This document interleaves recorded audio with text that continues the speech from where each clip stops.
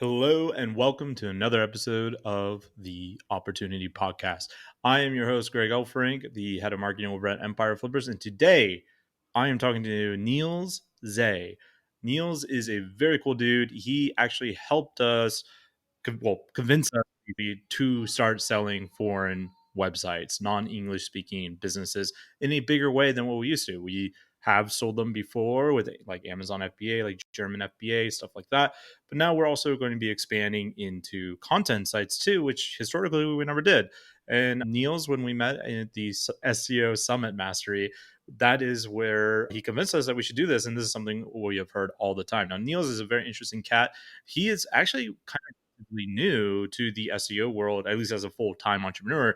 He's been full-time for roughly around 3 years. We talk a little bit about that in this podcast and why he loves the Dutch market so much. So if you are wondering what kind of opportunities exist out there in non-English markets, this is a great episode for you.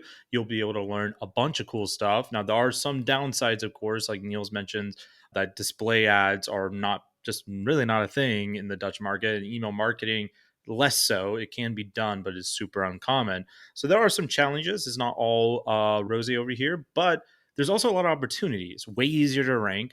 The competition is very, very weak, and most of the content is very, very poor that your competitors are doing. So if you wanted to explore foreign SEO, this is the podcast for you. And Niels even talks about why he prefers buying businesses instead of building them from scratch. Okay, enough from me. Let's get into the episode. I'll see you on the other side.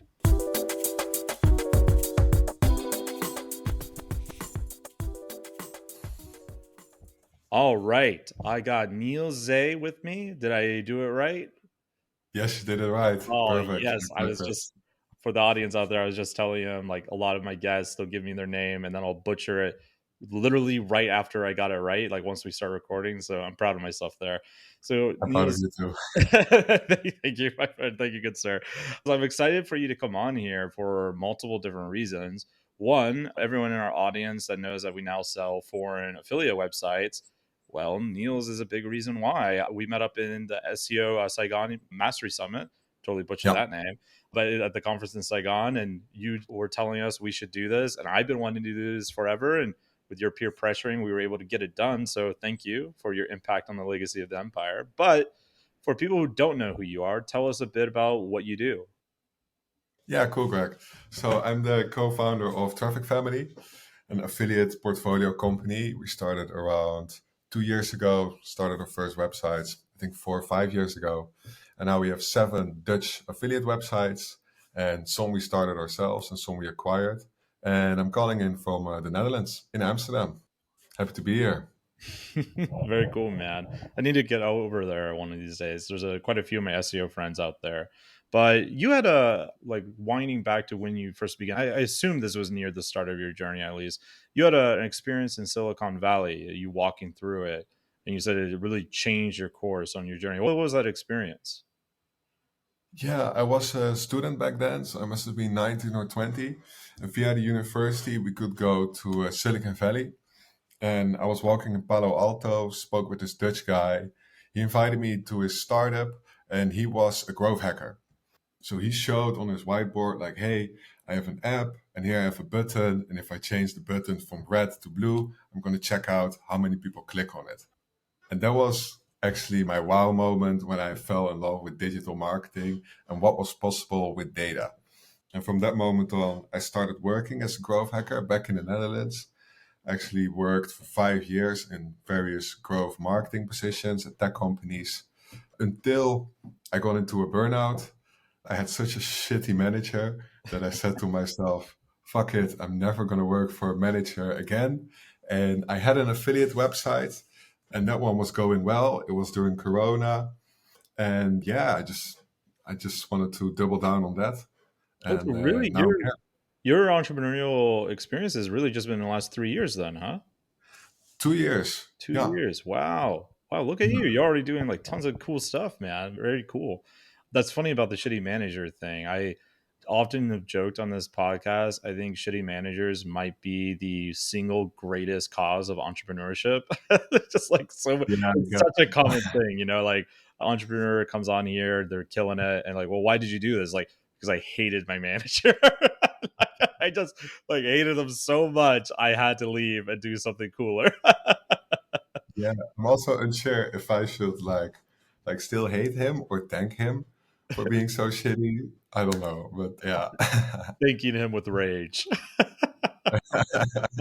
So walk me through a bit of that experience, and then we'll get into like why the Dutch market. But so you have this crappy manager, you're starting to get burnt out, which like anyone that's ever worked in marketing at a fast growth startup, I get it. Like personally, I always say that marketing is like the most important thing to a company, but also the least understood by anyone else in the company. Like they just is like a black box, or like, and everyone thinks they're a marketer. So it's just like this endless barrage of things that people are telling you to do that won't work. So I get the burnout feeling. But walk me through that first affiliate website. How fast did you ramp up that allowed you to quit that job? That's an interesting question. I think we started it, so like I said, 4 years ago. I was a bad sleeper and I wanted to do something with an old colleague. And I said, hey, let's start a website about sleep. I feel fulfilled about it. Put out around 30 articles, which only three were affiliate articles. And then I kind of gave up because nothing happened, you know? And then around 6 months later, and Corona happened, I look back in my income and I tell my old colleague, like Bram, like, hey, we made 500 euros and we didn't do shit, we should do more. And we were kind of lucky with Corona because, of course, the e-commerce sector does well with Corona, but also we had a website about sleep. People slept very bad too, being inside the house every day, so it was compounding. But it was still next to our jobs that we had this affiliate website. So I decided, like, hey, let's outsource everything as much as possible so we're still able to work.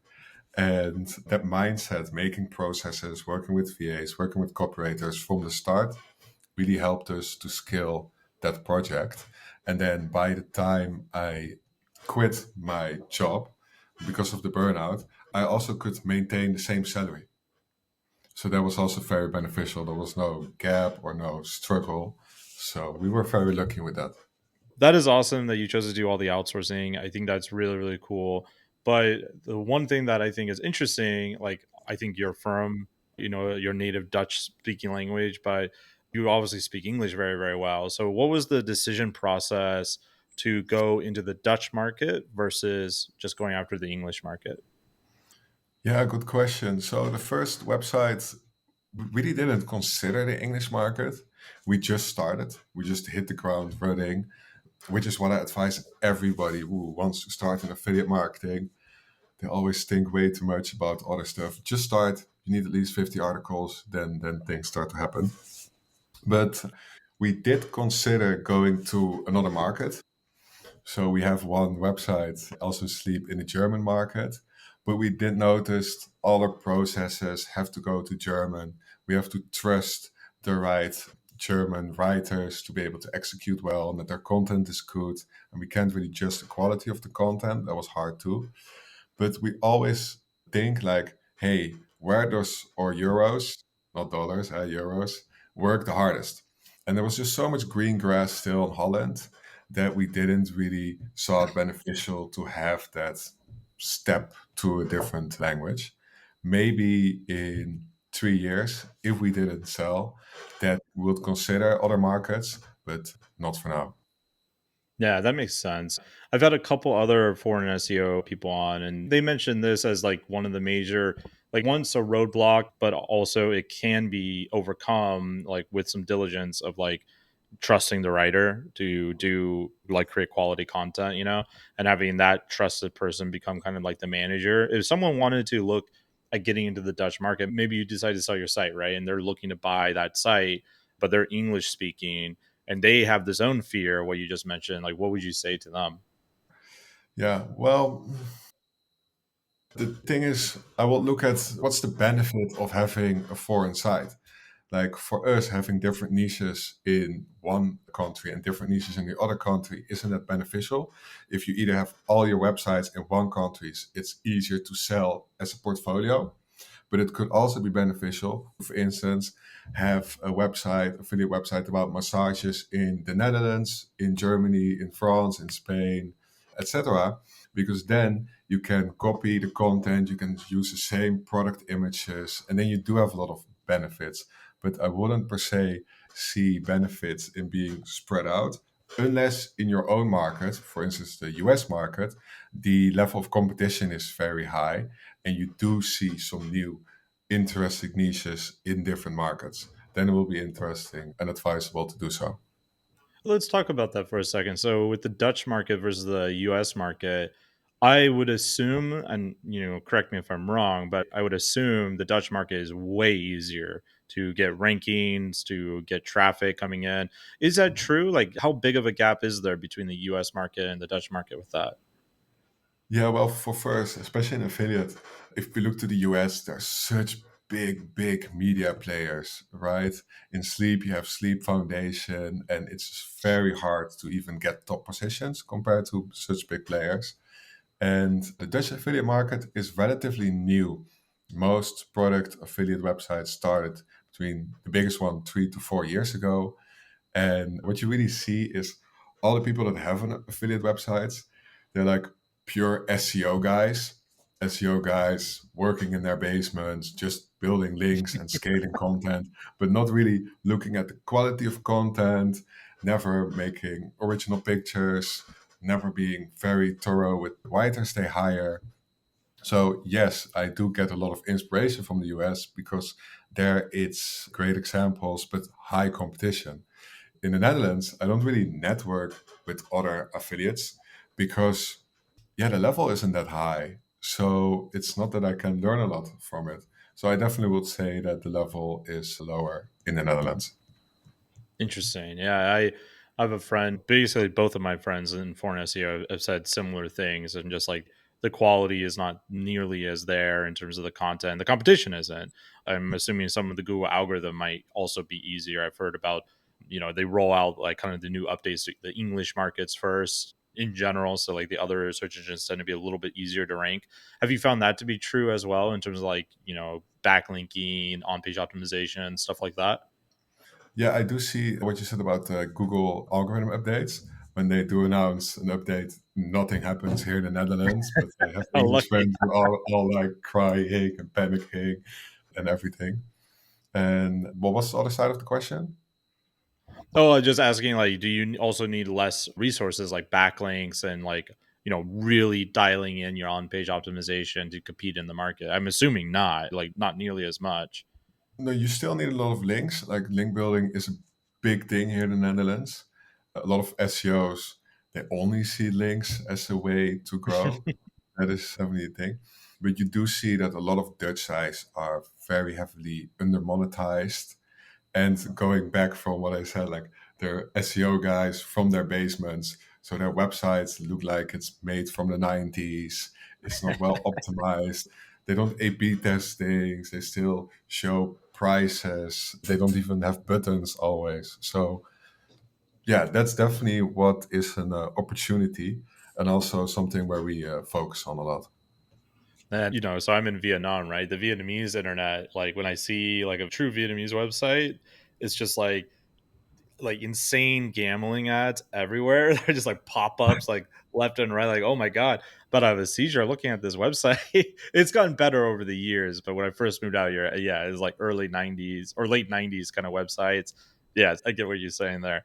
Let's talk about monetization. So this is something I think some of the foreign SEOs struggle with is monetization. Like some of them say there's only ads or maybe one affiliate, like a handful of affiliate offers in their entire country that they could use. Is that similar in the Dutch market or is the Netherlands more developed? What does this monetization look like for these sites? Oh, we have a lot and lot of e-commerce players. I even saw a figure like there must have been 3 years ago. 3 years ago, the total e-commerce market in the Netherlands was just slightly like 10% smaller than the total e-commerce market of Germany. Germany having Oh, 80 million people, and the Netherlands having 16 million people. So we are very, very online. And it's almost every web shop also has an affiliate program or is affiliated with a network. And here we don't have Amazon, but we have Bol. And Bol is kind of the Amazon of the Netherlands. And they have a great affiliate program. So I wouldn't really have any difficulties with getting or promoting the right products. No. what was the Amazon equivalent? Bowl? Bol.com, BOL.com. Ah. Oh, so do they also cut affiliate commissions left and right? Yeah. No, they don't cut. Sorry. Oh, Sorry. so they're No, not like Amazon. so, uh, to At be least honest, it's English so, English market Amazon, US market, I should yeah. say. No, The they're UK cool. Amazon is still all right. Yeah, a funny story about it. So when we started working with Bol, and Bol was like 80% of our commissions, I was always scared about that. Will they cut commissions? Will they cut the whole affiliate program or not? So I reached out to them, and then I was talking to this woman, and this woman just finished her internship at Bol, and she was responsible for the whole affiliate program of Bol.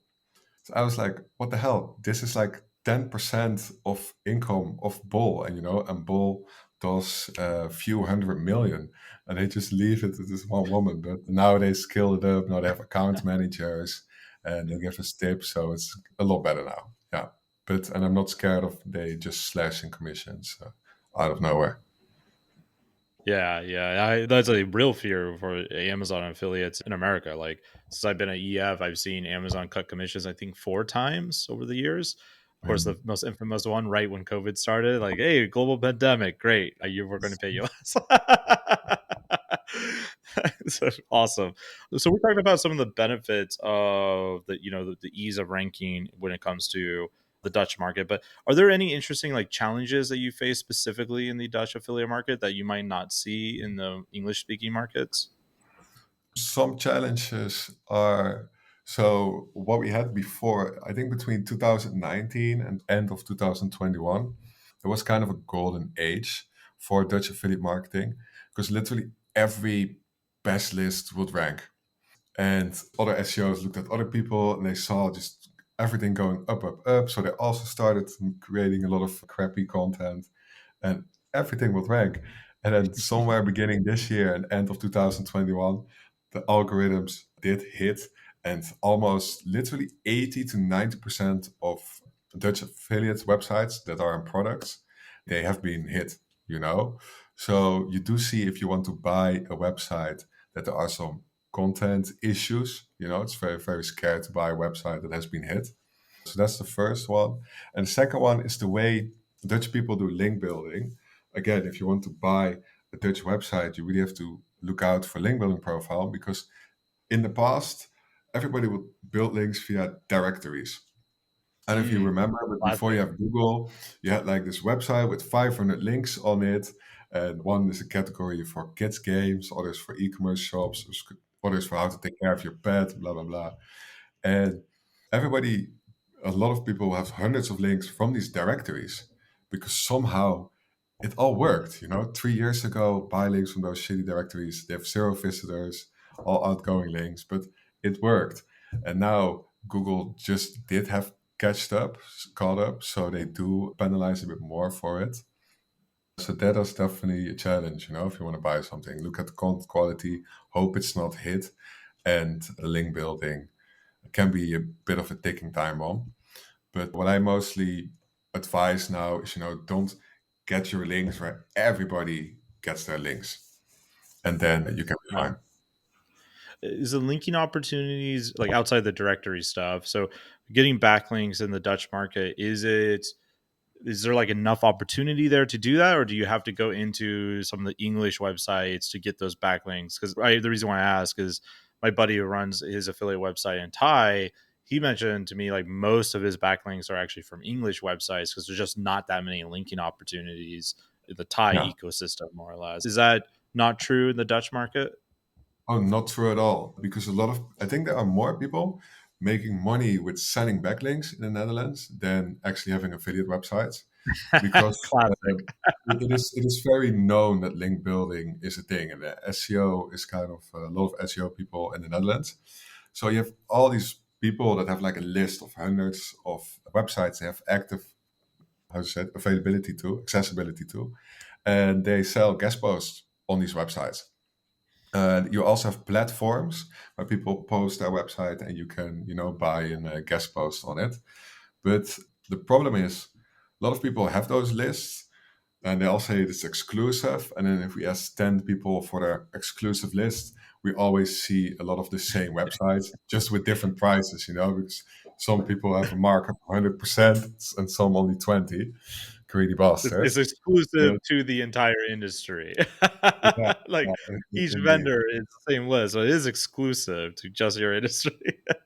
Yeah, so it is easy, but again, because it's so a wide thing, you do really have to watch out for the metrics. And I think the most important metric there for the Dutch market is what is the amount of incoming links versus the amount of outgoing links? Because, yeah, if everybody has access to the same sites, some website just link out to 10,000 websites and they only get 100 in, that's not quality, right? And Yeah. Google knows that that website is a shitty website.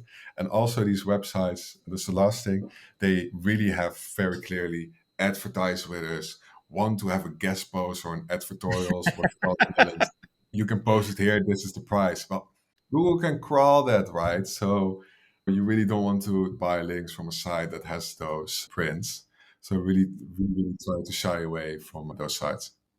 I would think that these databases are they almost sound primarily like PBNs, like private blog networks, versus like real websites. And if they're just suddenly like, thousands of links on these pages, is that about right? They're private blog networks in truth.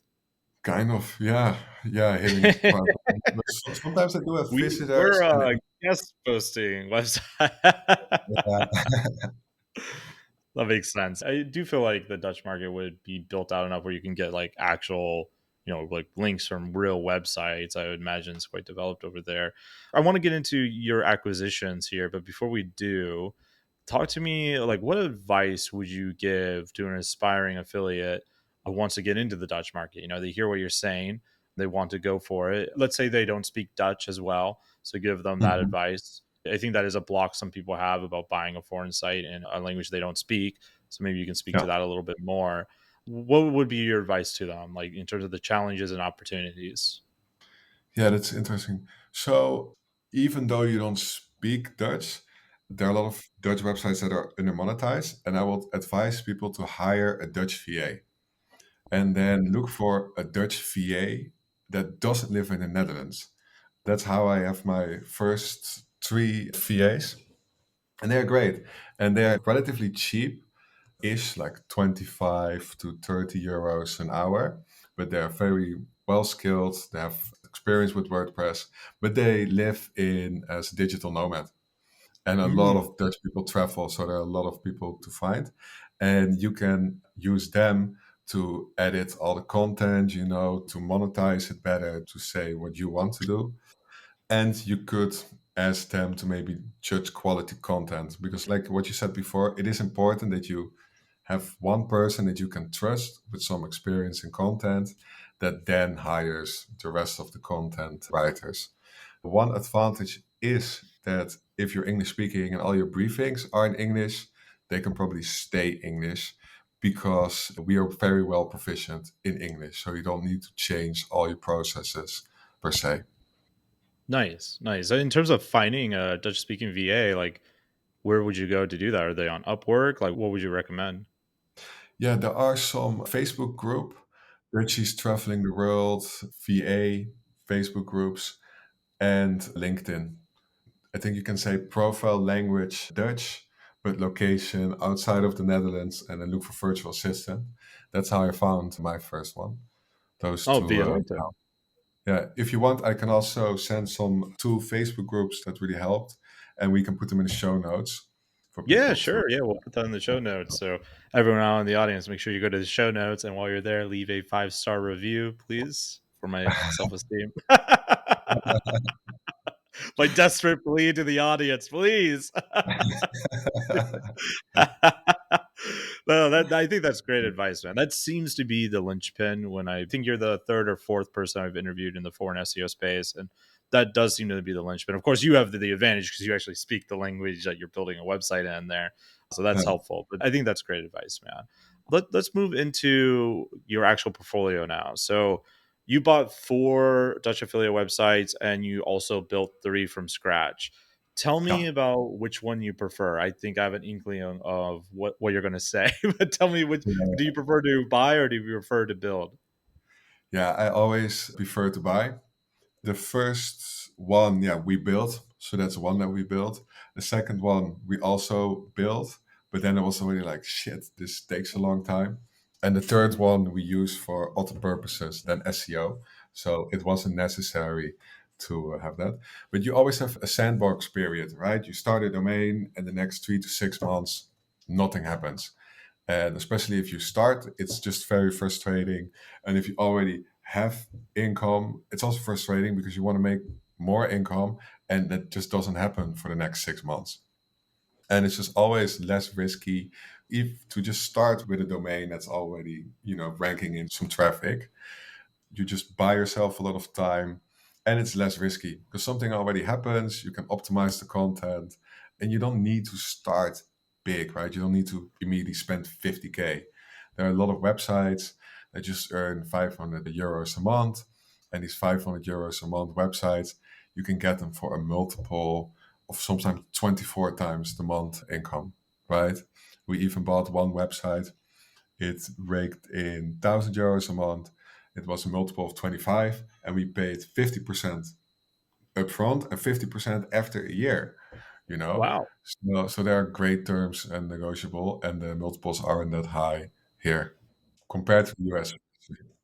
I agree, by the way, on what you're saying about buying versus building. I think if you're time rich, then building, obviously is the way to go. But if you have the capital and you're time rich, you just, even with time rich, if you have the capital, you should just buy. It's like, Yeah, and that's not yeah. me being like, go buy, $1 million from Empire Flippers, but of course you should. Just in general, like it's just way faster, Like to me, buying a profitable business is the like most legitimate get rich quick scheme out there because like it's already making money, like the moment you buy it, it's making money, right?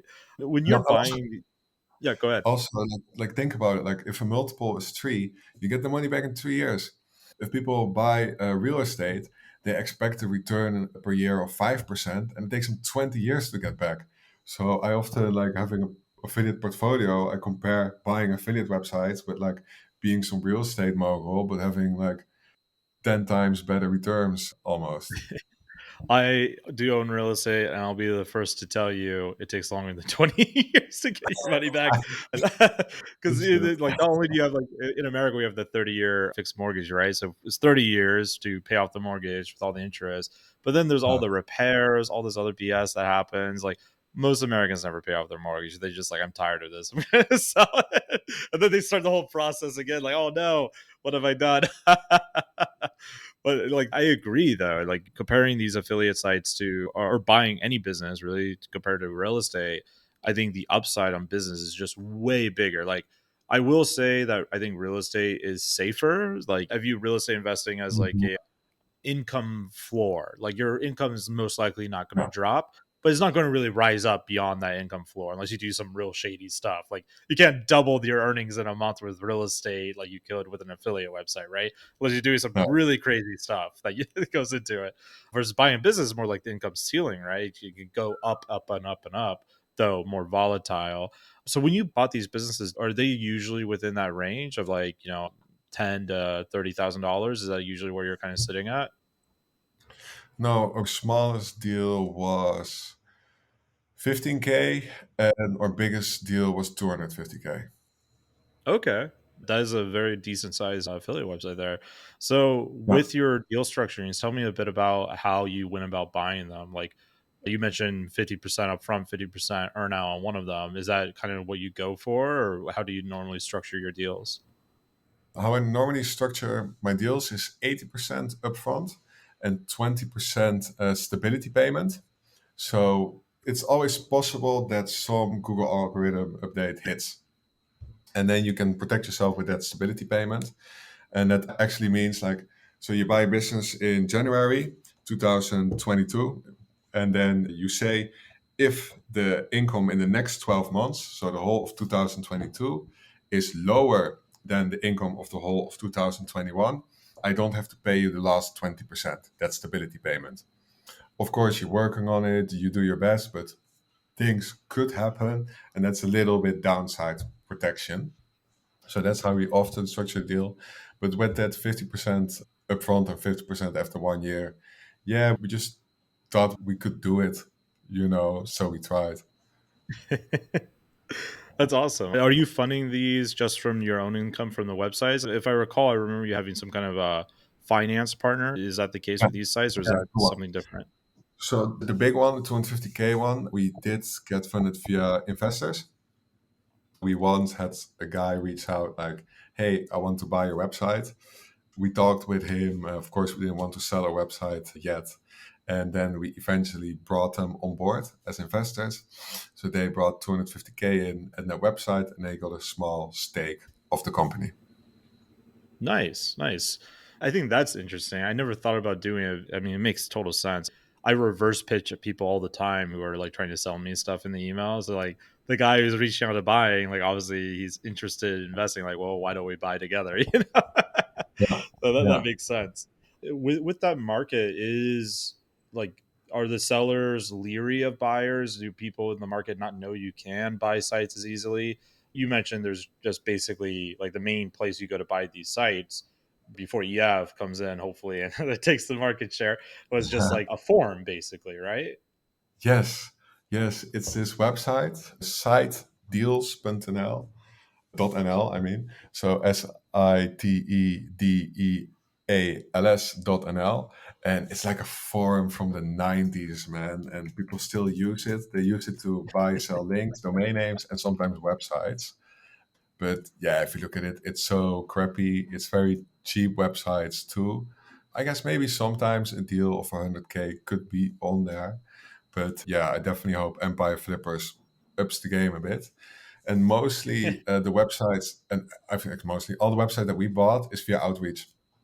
We just Oh, outreach people that we think have great affiliate websites that maybe are under monetized or still have a big upsides, and then we talk with them. We ask their P&L, we explain them the process, and then we send out an offer. gotcha. And when you're buying these sites, is there specific criteria that you look for outside of price? Like, are you looking for certain niches, certain metrics, anything like that? Yeah, we definitely look for niches that are no hobby niches. Travel, pets. These are niches that people like to do. So there's so much websites in. Actually, we thought that erotic niche will be interesting too. Like you always heard people could make a lot of money with it. Well, it turned out if you are affiliate for erotic, it's also a hobby niche. We find two websites of women that tested like over 1,200 products with pictures of the products and their face, not the nudity or anything. But I was like, hell shit, I can't compete with that at all. So There's no, literally, I just saw it today. A guy posting, I think it was in the Authority Hacker Pro group of the New York Times, like being called out for selling, I think it's like clitoris devices, like pleasure devices. And in the article, it said something like, "We tested this for like 2,000 hours." Like, oh my God, the poor tester, like doing it was quite funny. It was the guy who posted. He's like, "You gotta eat if you're gonna eat." EAAT. Like, like God, what a nightmare. Hate to be that tester. That's quite funny. oh, So no hobby niches. I somewhat agree with that. I feel you could probably still make it work. But if you're not doing hobby niches, what kind of niches are you doing? I mean, you don't have to be specific, obviously, just like in broad terms. yeah, so the boring niches are better. All niches around the home are pretty good. And for the metrics that you asked earlier, no websites in decline, and we'd like to see under monetized websites because then it's the most easiest to really generate an upside, and preferably like that the website doesn't have written about every topic in the niche yet, because then there's both a monetary upside and a content upside. And Yeah. last, we do like to see I do see some love in it, you know. Like I said, a lot of people, the SEOs working from their basements, everything looks a bit crappy. The backlinks are probably crappy too. But if you see someone that touched a bit of more love in it, has some affinity with the niche, and therefore, actually tell something that's true instead of outsource everything, we do see a lot of better results, and we feel a lot better for the long term too. That the website doesn't get hit by a penalty. That makes sense. Yeah, like actual passion into whatever they're doing rather than here's a bunch of AI content that I haven't even Yeah, proofread. Just go, go, go, go. Get those directory links. yeah. So you have a bit of a playbook at this point, I would imagine. You've grown your sites between 2 to 10x in terms of your actual, affiliate earnings. So when you're Uh-huh. buying one of these new sites and onboarding into your process, what are the techniques you're focusing on to achieve that kind of, like legitimately fast growth? I mean, like I said, you've only been doing this for 3 years basically, and you've already got 4 sites that are doing pretty well. So what kind of is your playbook when you acquire these? Yeah, good question. So we have kind of one format for all our websites, It has overview table, specific way to display the products, what we talk about after we display the products. So we use that same briefing for all the other sites. So we first try to have the briefing put onto all the best lists of the affiliate websites, make sure everything is interlinked. And then there are some standard things, Sometimes people still show prices, and if we get rid of the prices, your CTR goes up 20%, for instance.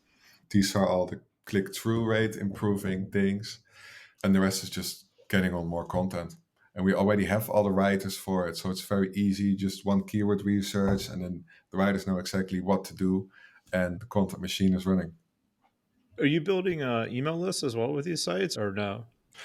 We are trying it out now, but Dutch people don't really leave their emails that often. And Hmm. to be honest, I haven't seen one other affiliate website that really nailed email. Might also because, like I said before, it's mainly SEOs doing it, but there are niche websites that do have great email lists and get a lot from it. But it's a bit of a different practice, right? Creating ebooks, creating great content. So we are working on it now, trying to crack the code. I feel like that would be huge if no one's doing it. But you're saying the Dutch people in general don't enjoy like email newsletters, stuff like that. They don't typically get into that.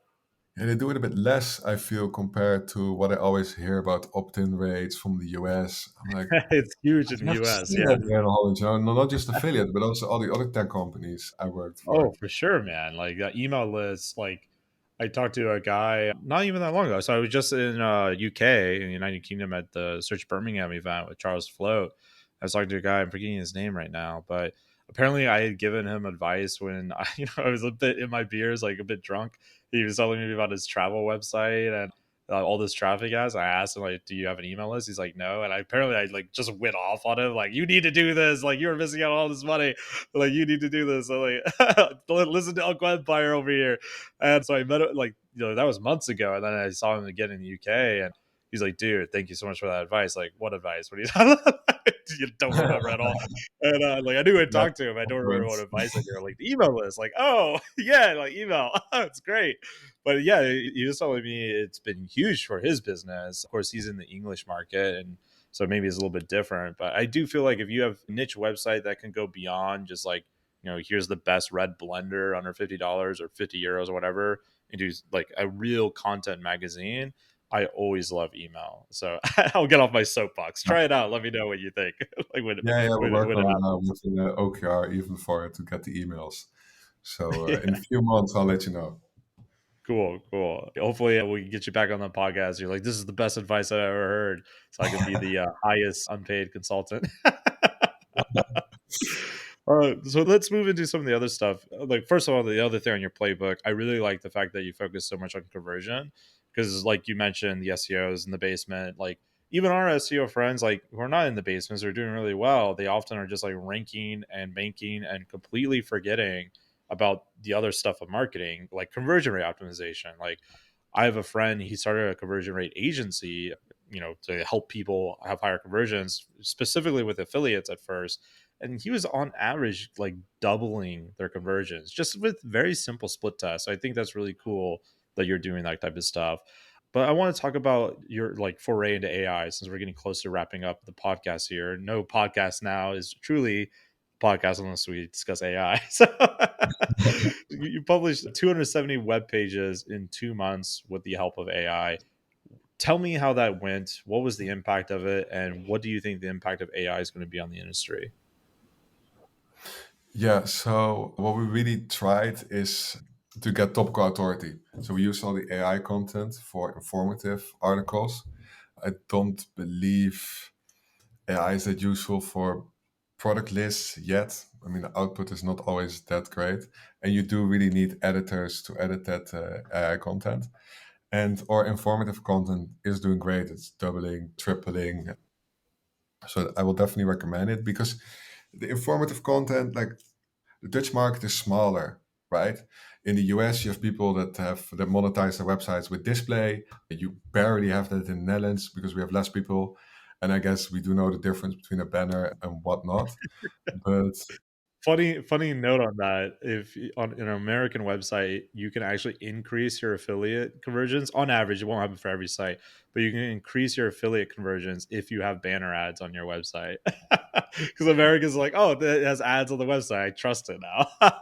That's very like, funny. whereas it's the opposite. It hurts conversions. Nobody clicks on it. I never have seen an affiliate that has significant extra income via display. But The Dutch just need to fall in love with ads, man. Like the Americans. More ads. Americans love ads, love marketing. I love to pull their credit card. But yeah, to go back to AI, so I think it's great for informative content. It still needs a lot of work. And where I do think the industry is going to regarding AI, honestly, at the beginning of the year, I was so nervous because everywhere you see it on LinkedIn, everywhere I might have places where people go directly to ChatGPT to ask for product advice. I'm not nervous at all anymore. I use ChatGPT. It makes my life easier. I don't see anything that hurts it. People will still trust websites, trust brands, trust people. But my view is with AI coming, it's all about being more valuable. The content bar has just risen because ChatGPT can already input something, but ChatGPT just scrapes the web and it just gives you information what everybody already knows. So when you are able to add new knowledge to the internet, then you will be more valuable because then you will be the source. And that new knowledge comes from being an expert, testing the products, interviewing maybe brands about their products, just adding more information than just the product description, which you should already be doing, but will become more important with AI. Yeah, I feel like AI has made the content bar go higher up. Like now, all the low level writers are basically all out of a job. And I've been getting flack on this on LinkedIn for a while, me saying stuff like that really makes some of my writing friends mad, which is like, I get I'm a writer myself. So, like, I totally get it. But yeah, I was never, at least I don't think I was afraid that AI was going to destroy SEO. Certainly not to the extent that earlier this year we saw people in, like, you're in groups like me, like people like, oh, SEO is dead. Google's literally going to die tomorrow to ChatGPT's LLM search engine. Like, how that could go? How's it going with Bing? Like, yeah, they put on some heat and created some paranoia, but I just didn't see that in the cards. In fact, like you, I think it sounds like you agree with me on this. I think AI is a huge boon. Like, this is going to make your life so much easier as an SEO. I mean, is that how you're feeling with it? Yeah, it really makes it easier. Also to create content, let it create summaries of your article or maybe add FAQs to it. And also, like I said before, we use it for informative content. So we have different tools that we use to create the content, but more as a setup to give the writer, like, here's already 1,000 words to start off. Now add your expertise. And by doing that, you can bring down your costs for informative content. And that just makes me happier instead of more stressed. So, Yeah. yeah. That's great, man. I don't know if you know the answer to this, but I'd be curious on your thoughts. So, one of the things that we've seen on the Empire Flippers marketplace since AI has come out, buyers are afraid of it too, to buy an affiliate website because they're afraid of AI in general. because they're more in the camp like AI is going to totally destroy search engines. What would you say to them if they used to love looking at buying an affiliate website, but they're a little bit afraid of AI? Yeah, I would check content if it's made by AI via an AI plagiarism checker, because some people they might put on content that's not edited at all by a real person, then it might become a liability. But I'm not scared of websites just purely made by AI that will outrank me, because they won't. They're not putting new knowledge to the knowledge domain. The content isn't that good. So yeah, and just use it as your advantage, like I said before, to create content, to do the easy content stuff, and help your writers with the start. And then it's even better to buy a content website because the cost of content went down. Just use it, adapt or die, basically. I mean, that's truly like the only thing, like adapt or die. I mean, AI is here to stay. It's not going away just because you don't like it, right? Like it's literally everywhere now. It's on my computer right now. I have an AI Yeah. system on here. I could press like a magic command key and like anything I have highlighted will suddenly become a prompt. So I can like literally write like even offline it's working for me. I guess it's not working offline because it's got Oh, APIs that's with cool. OpenAI, but I can use it like in anywhere, not just in one user interface. But yeah, it's definitely here forever. It's just going to keep getting better and better. So I do agree with you. Speaking of other trends, so like pivoting back to the Dutch market, and then we'll move into our rapid fire section. What are the trends you're seeing in the Dutch affiliate market? Where do you think the growth is? The little trends or developments I see, one is because a lot of people's websites are hit, like I said before, with the content quality or links. A lot of people are willing to sell their websites. People reach out to me almost every week, like, "Hey, I have a website you can buy." So that's interesting for people if they want to buy websites. I do refer them to Empire Flippers, Greg. So don't be Are mad you with in me our there. referral program? Yeah, of course, of course. Okay, good. A little ambush sponsor to the audience. If you're not in our referral program, you can sign up. We pay 20% commission, which I'm pretty sure is Yeah. double than like anyone else in the space. So, we're doing our part to help you get your Ferrari. Nice.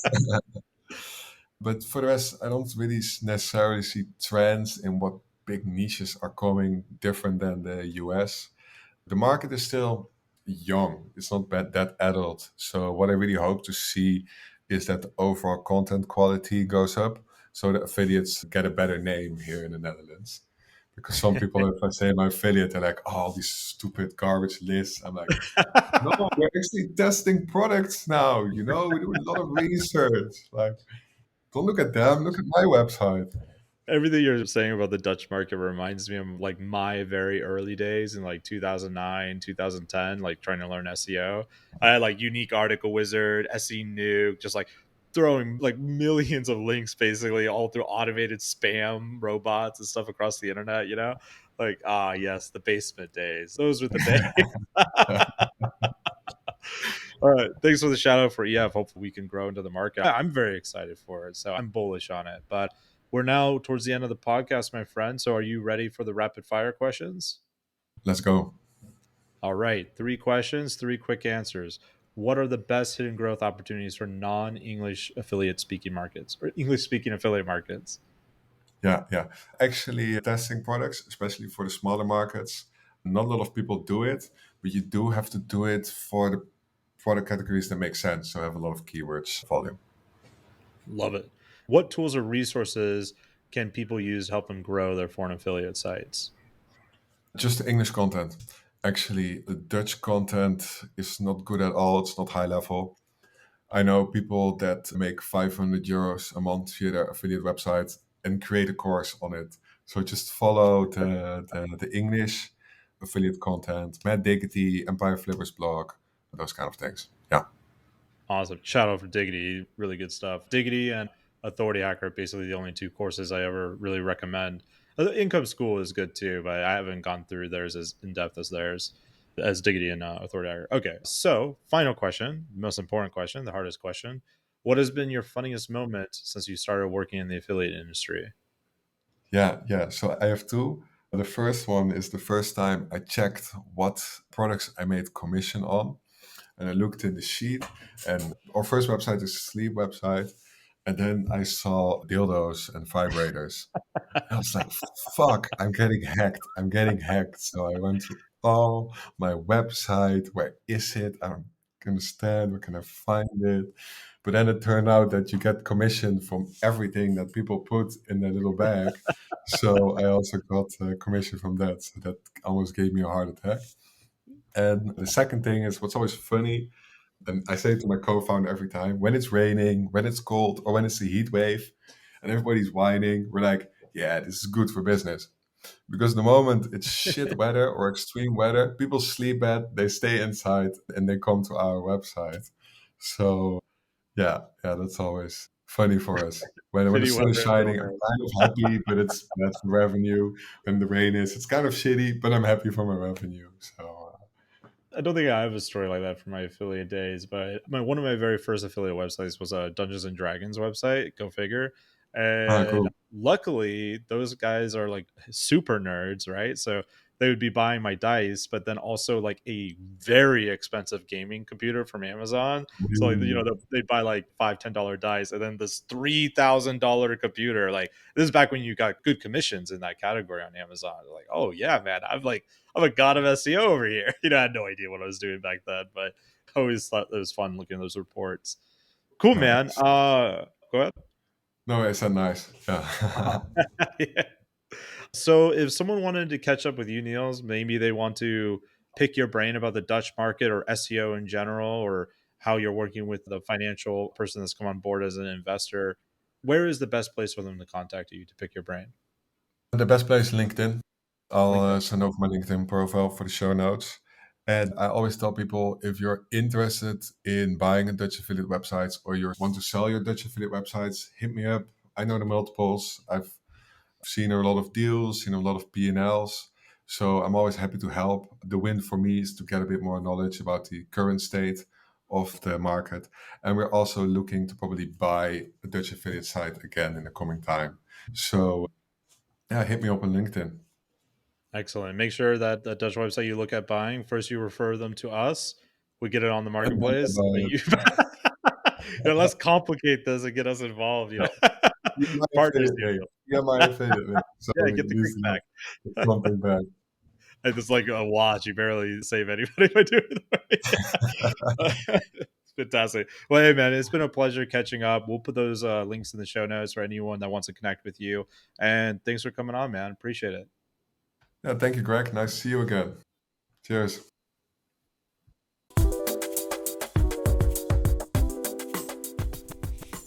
There you have it. I hope you enjoyed it. I hope it got you inspired at all the different things that are happening in this industry. And of course, if you just want to buy a highly profitable business, you can always go to empireflippers.com/marketplace, or maybe you want to make an exit of your highly profitable business, and you could go to empireflippers.com/sell your site.